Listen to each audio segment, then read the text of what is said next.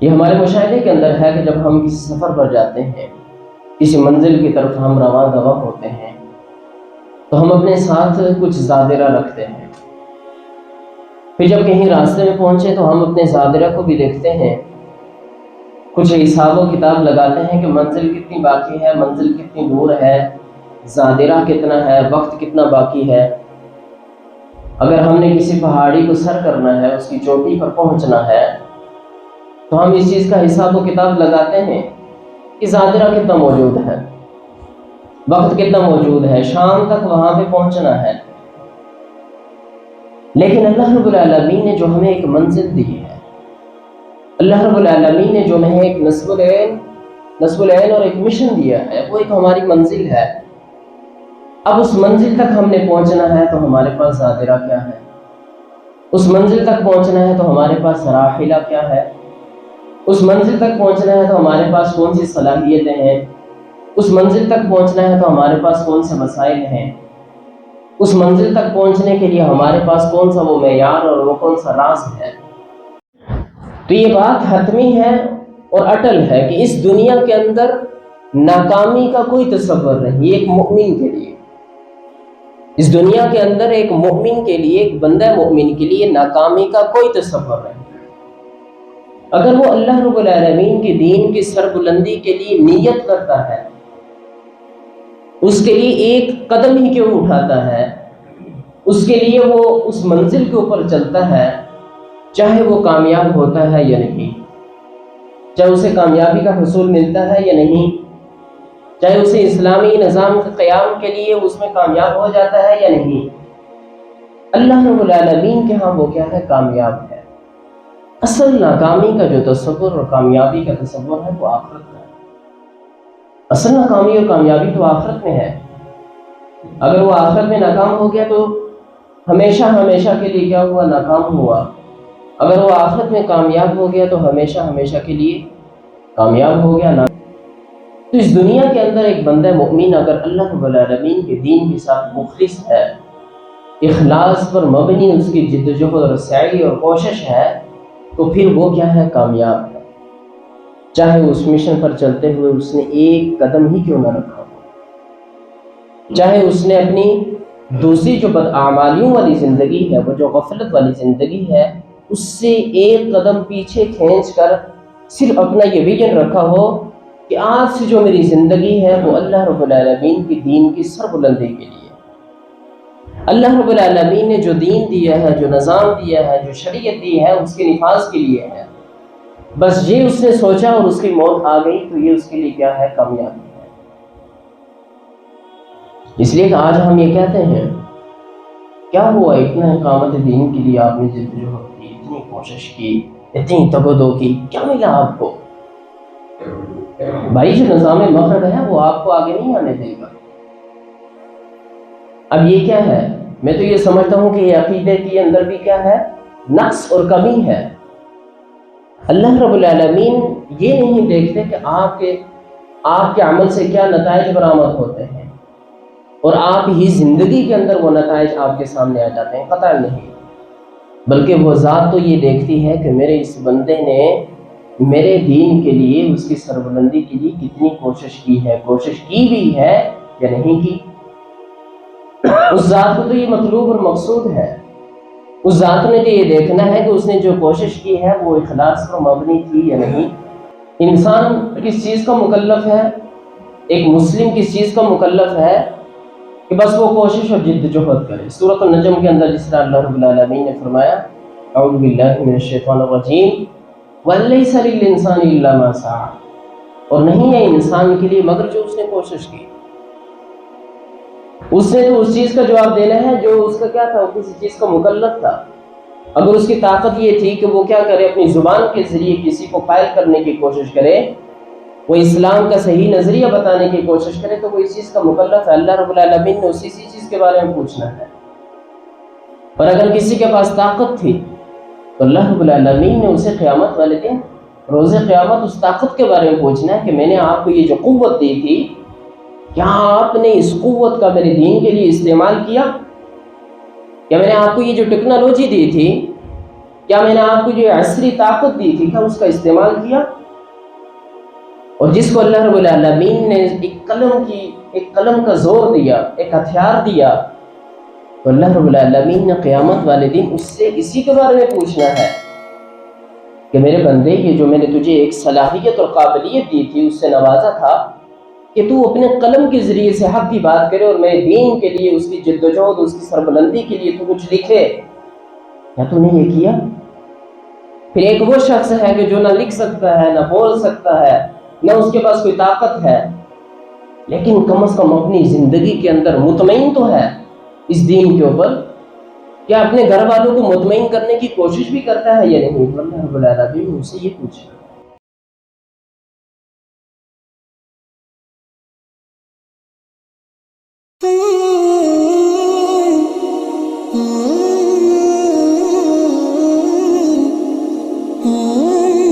بلا رنگ و تفریق اور فرقہ واریت کے مولانا عبدالغفار کے بیانات سننے کے لیے مولانا صاحب کے آفیشیل چینل مولانا عبدالغفار آفیشیل کو سبسکرائب کریں۔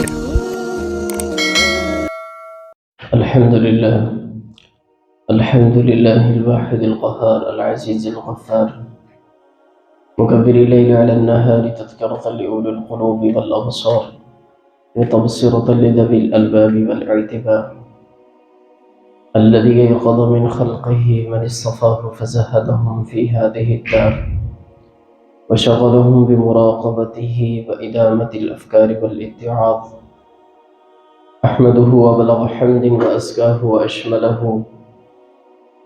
ونشهد أن لا إله إلا الله البر الكريم الرؤوف الرحيم ونشهد أن سيدنا ومولانا محمدا عبده ورسوله وحبيبه وخليله الهادي إلى صراط مستقيم صراط الله وسلام عليه وعلى سائر الصحابة والتابعين أما بعد قال الله تبارك وتعالى أعوذ بالله من الشيطان الرجيم بسم الله الرحمن الرحيم تنزيل الكتاب من الله العزيز الحكيم إنا أنزلنا إليك الكتاب بالحق فاعبد الله مخلصين له الدين ألا لله الدين الخالص والذين اتخذوا من دونه أولياء ما نعبدهم إلا ليقربونا إلى الله زلفى إن الله يحكم بينهم فيما هم فيه يختلفون إن الله لا يهدي من هو كاذب كفار صدق الله العظيم۔ انتہائی واجب الاحترام بزرگوں، بھائیوں اور دوستوں، سورۃ الزمر کی 3 آیات آپ کے سامنے تلاوت کی ہیں۔ اللہ رب العالمین فرماتے ہیں اعوذ باللہ من الشیطان الرجیم تنزیل الکتاب من اللہ العزیز الحکیم۔ یہ کتاب، یہ قرآن مجید فرقان حمید، یہ نازل کردہ ہے اس ذات کی طرف سے، اللہ رب العالمین کی طرف سے، العزیز الحکیم کی جو زبردست ذات ہے، العزیز الحکیم جو حکمت والی ذات ہے، دانا ذات ہے۔ اس آیت کے اندر اللہ رب العالمین نے اس اعتراض کا جواب دیا کہ جو کفار یہ کہا کرتے تھے، منافقین یہ کہا کرتے تھے کفار، کہ جو کتاب ہے محمد پر نازل ہوئی یہ اس کا اپنا گڑھا ہوا کلام ہے، اس کی اپنی جانب سے ہے، یہ کسی طرح سے بھی اللہ کی طرف سے یہ کلام نہیں ہو سکتا۔ تو اس کا مختصراً اختصار کے ساتھ جواب دیا گیا کہ تنزیل الکتاب من اللہ العزیز الحکیم، کہ یہ جو کتاب ہے قرآن مجید فرقان حمید ہے، یہ اللہ رب العالمین کی طرف سے ہے، العزیز الحکیم کی جو زبردست ذات ہے، دانا ذات ہے۔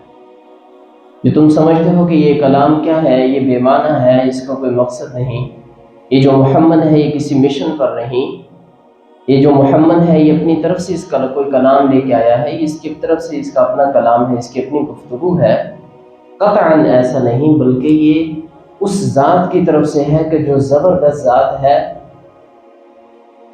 کہ اسی کا کلام ہے، اس زبردست ذات کی طرف سے کوئی ایسا شخص ہے ہی نہیں اس کائنات کے اندر کہ جو کوئی کلام از خود سے بنائے اور اس کی طرف منسوب کرے.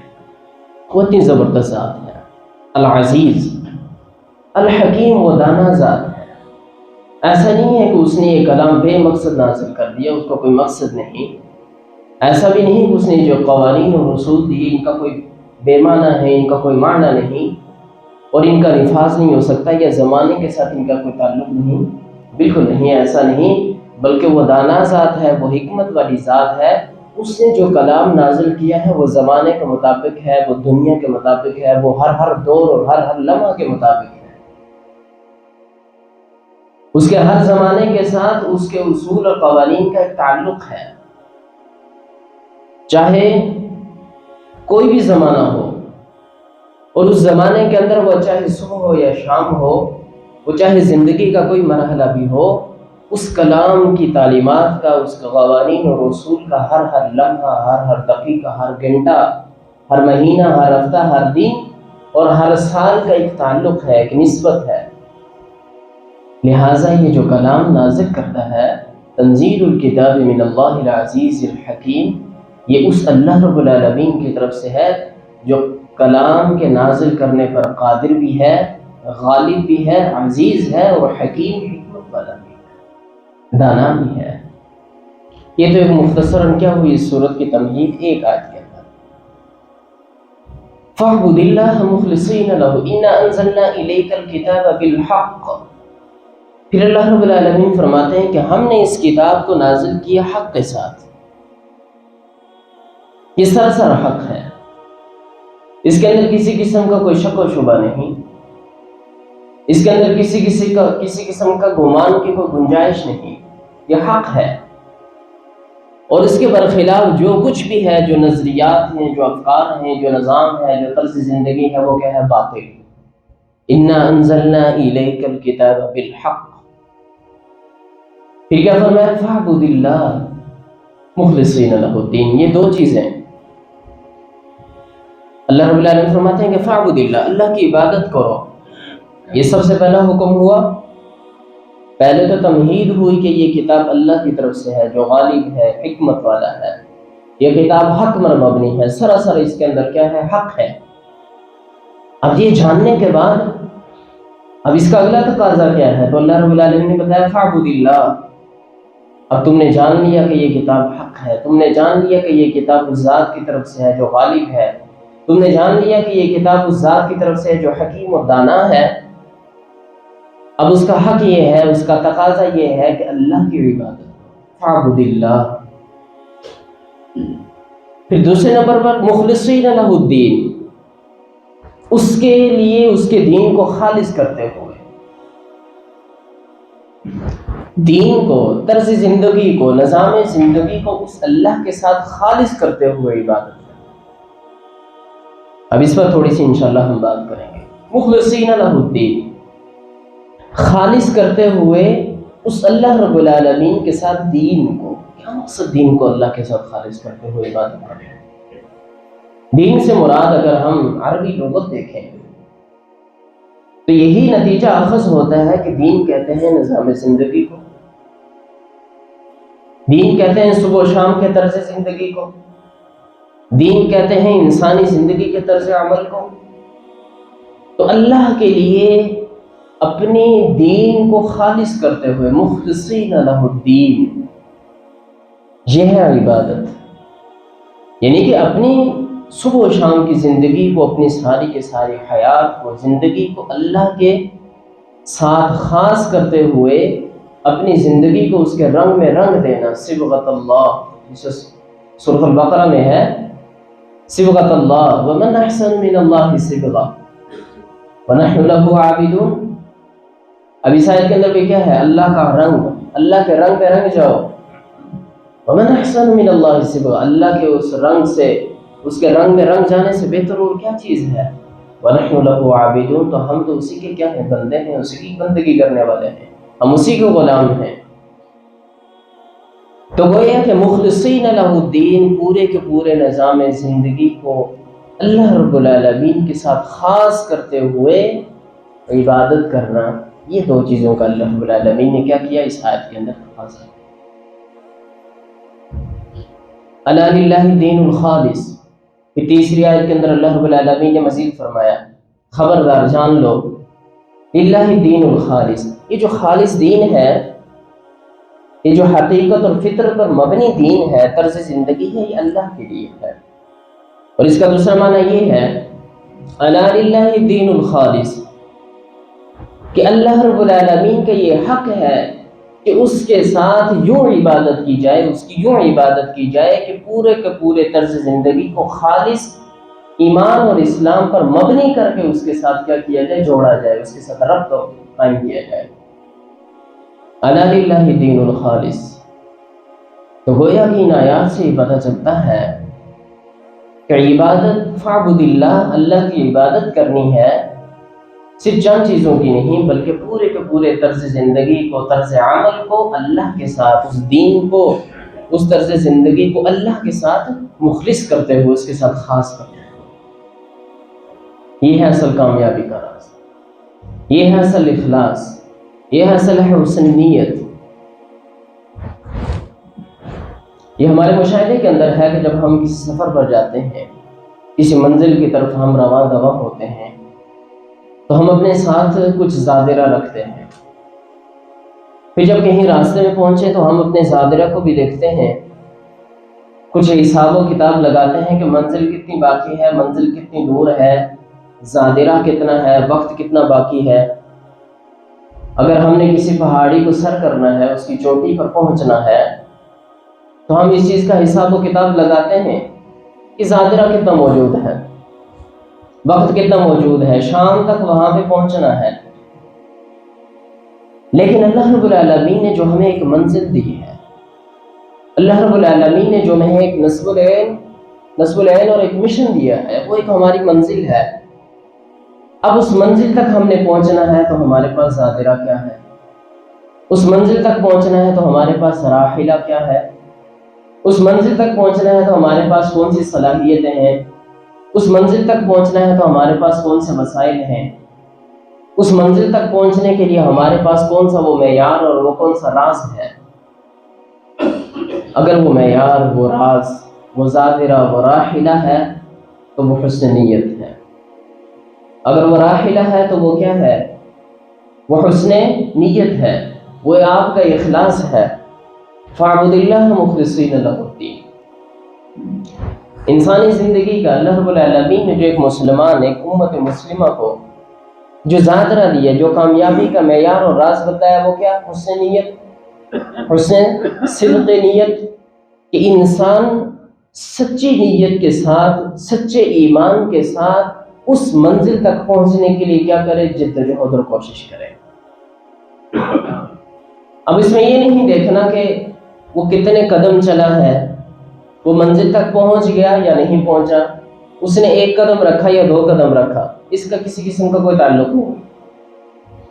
صرف اللہ رب العالمین نے یہ دیکھنا ہے کہ میرے اس بندے نے اپنی منزل تک پہنچنے کے لیے کیا نیت کی تھی، اس کا ارادہ کیا تھا، کیا اس کے اندر حسن نیت موجود تھی، کیا اس کے اندر اخلاص موجود تھا. چاہے اسے نیت ہی کیوں نہ کی ہو، اسے موت آ گئی تو وہ کامیاب ہو گیا. چاہے اس نے 1 قدم ہی کیوں نہ رکھا ہو، اسے موت آئی تو وہ کامیاب ہو گیا. چاہے وہ منزل تک پہنچ گیا ہو تو پھر تو اس کے کیا کہنے. جس طرح سے سورۃ الاحزاب کے اندر اللہ رب العالمین فرماتے ہیں من المؤمنین رجال صدقوا ما عاهدوا اللہ علیہ. مومنین میں سے کچھ لوگ ایسے ہیں کہ جنہوں نے اللہ سے جو وعدہ کیا تھا اسے سچا کر دکھایا. فمنهم من قضى نحبه ومنهم من ينتظر. اس مومنین میں سے کچھ ایسے ہیں کہ جنہوں نے تو اپنی نظر کو پورا کر ڈالا، اور کچھ ایسے ہیں کہ جنہوں نے اپنی قربانی، اپنی جان کی جو نظر مانی تھی، اس نظر کو پورا کرنے کے منتظر ہیں. وما بدلوا تبدیلا.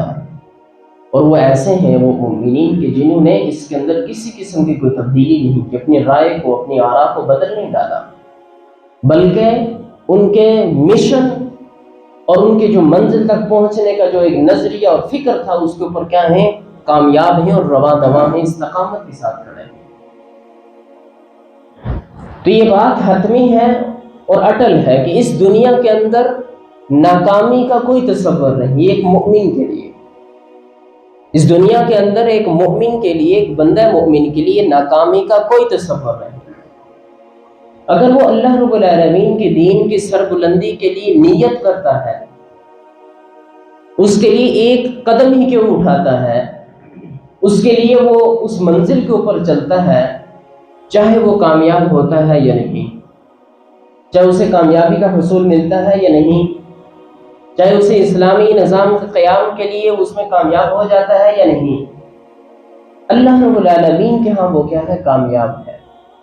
اصل ناکامی کا جو تصور اور کامیابی کا تصور ہے وہ آخرت کا ہے. اصل ناکامی اور کامیابی تو آخرت میں ہے. اگر وہ آخرت میں ناکام ہو گیا تو ہمیشہ ہمیشہ کے لیے کیا ہوا؟ ناکام ہوا. اگر وہ آخرت میں کامیاب ہو گیا تو ہمیشہ ہمیشہ کے لیے کامیاب ہو گیا، ناکام ہو گیا. تو اس دنیا کے اندر ایک بندہ مومن اگر اللہ رب العالمین کے دین کے ساتھ مخلص ہے، اخلاص پر مبنی اس کی جدوجہد اور سعی اور کوشش ہے، تو پھر وہ کیا ہے؟ کامیاب ہے. چاہے اس مشن پر چلتے ہوئے اس نے ایک قدم ہی کیوں نہ رکھا ہو، چاہے اس نے اپنی دوسری جو بدعمالیوں والی زندگی ہے، وہ جو غفلت والی زندگی ہے، اس سے ایک قدم پیچھے کھینچ کر صرف اپنا یہ ویژن رکھا ہو کہ آج سے جو میری زندگی ہے وہ اللہ رب العالمین کی دین کی سربلندی کے لیے. اللہ رب العالمین نے جو دین دیا ہے، جو نظام دیا ہے، جو شریعت دی ہے، اس کے نفاذ کے لیے ہے. بس یہ اس نے سوچا اور اس کی موت آ گئی تو یہ اس کے لیے کیا ہے؟ کامیابی ہے. اس لیے کہ آج ہم یہ کہتے ہیں کیا ہوا اتنا اقامت دین کے لیے آپ نے جدوجہد کی، اتنی کوشش کی، اتنی تگودو کی، کیا ملا آپ کو؟ بھائی جو نظام مغرب ہے وہ آپ کو آگے نہیں آنے دے گا. اب یہ کیا ہے؟ میں تو یہ سمجھتا ہوں کہ یہ عقیدے کے اندر بھی کیا ہے؟ نقص اور کمی ہے. اللہ رب العالمین یہ نہیں دیکھتے کہ آپ کے عمل سے کیا نتائج برآمد ہوتے ہیں اور آپ ہی زندگی کے اندر وہ نتائج آپ کے سامنے آ جاتے ہیں، قطع نہیں. بلکہ وہ ذات تو یہ دیکھتی ہے کہ میرے اس بندے نے میرے دین کے لیے، اس کی سربلندی کے لیے کتنی کوشش کی ہے، کوشش کی بھی ہے یا نہیں کی. اس ذات کو تو یہ مطلوب اور مقصود ہے. اس ذات نے تو یہ دیکھنا ہے کہ اس نے جو کوشش کی ہے وہ اخلاص پر مبنی تھی یا نہیں. بہرحال یہ جو ایک شکوہ ہماری زبانوں کے اوپر ہوتا ہے کہ اگر ہم نے اللہ کے دین کے لیے، اقامت دین کے لیے، اس کی دین کی سربلندی کے لیے، اس کے نفاذ کے لیے کوشش کی تو ہم کامیاب نہیں ہو سکتے. وہ نظام مغرب ہمیں کامیاب نہیں ہونے دے گا. یہ سراسر کیا ہے؟ اپنے آپ کو دھوکہ دینے والی بات. انسان کس چیز کا مکلف ہے؟ ایک مسلم کس چیز کا مکلف ہے؟ کہ بس وہ کوشش اور جدوجہد کرے. سورۃ النجم کے اندر جس طرح اللہ رب العالمین نے فرمایا اعوذ باللہ من الشیطان الرجیم وَلَيْسَ لِلْإِنسَانِ إِلَّا مَا سَعَى، اور نہیں ہے انسان کے لیے مگر جو اس نے کوشش کی. اس نے تو اس چیز کا جواب دینا ہے جو اس کا کیا تھا؟ وہ کسی چیز کا مکلف تھا. اگر اس کی طاقت یہ تھی کہ وہ کیا کرے؟ اپنی زبان کے ذریعے کسی کو قائل کرنے کی کوشش کرے، وہ اسلام کا صحیح نظریہ بتانے کی کوشش کرے، تو وہ اس چیز کا مکلف ہے. اللہ رب العالمین نے اسی چیز کے بارے میں پوچھنا ہے. اور اگر کسی کے پاس طاقت تھی تو اللہ رب العالمین نے اسے قیامت والے دن، روز قیامت، اس طاقت کے بارے میں پوچھنا ہے کہ میں نے آپ کو یہ جو قوت دی تھی، کیا آپ نے اس قوت کا میرے دین کے لیے استعمال کیا؟ کیا میں نے آپ کو یہ جو ٹیکنالوجی دی تھی، کیا میں نے آپ کو جو عصری طاقت دی تھی، کیا اس کا استعمال کیا؟ اور جس کو اللہ رب العالمین نے ایک قلم کا زور دیا، ایک ہتھیار دیا، تو اللہ رب العالمین نے قیامت والے دن اس سے اسی کے بارے میں پوچھنا ہے کہ میرے بندے، یہ جو میں نے تجھے ایک صلاحیت اور قابلیت دی تھی، اس سے نوازا تھا کہ تو اپنے قلم کے ذریعے سے حق کی بات کرے اور میرے دین کے لیے، اس کی جدوجہد، اس کی سربلندی کے لیے تو کچھ لکھے، کیا تو نے یہ کیا؟ پھر ایک وہ شخص ہے کہ جو نہ لکھ سکتا ہے، نہ بول سکتا ہے، نہ اس کے پاس کوئی طاقت ہے، لیکن کم از کم اپنی زندگی کے اندر مطمئن تو ہے اس دین کے اوپر، کیا اپنے گھر والوں کو مطمئن کرنے کی کوشش بھی کرتا ہے یا نہیں؟ تو اللہ رب العالمین ان سے یہ پوچھا. لہٰذا اس دنیا کے اندر ایک مسلم اور مومن کی یہ ذمہ داری ہے کہ وہ اللہ رب العالمین کے دین کے لیے، اس کی سربلندی کے لیے اپنی جو صلاحیت اور قابلیت ہے اس کے مطابق جد و جہد اور کوشش کرے۔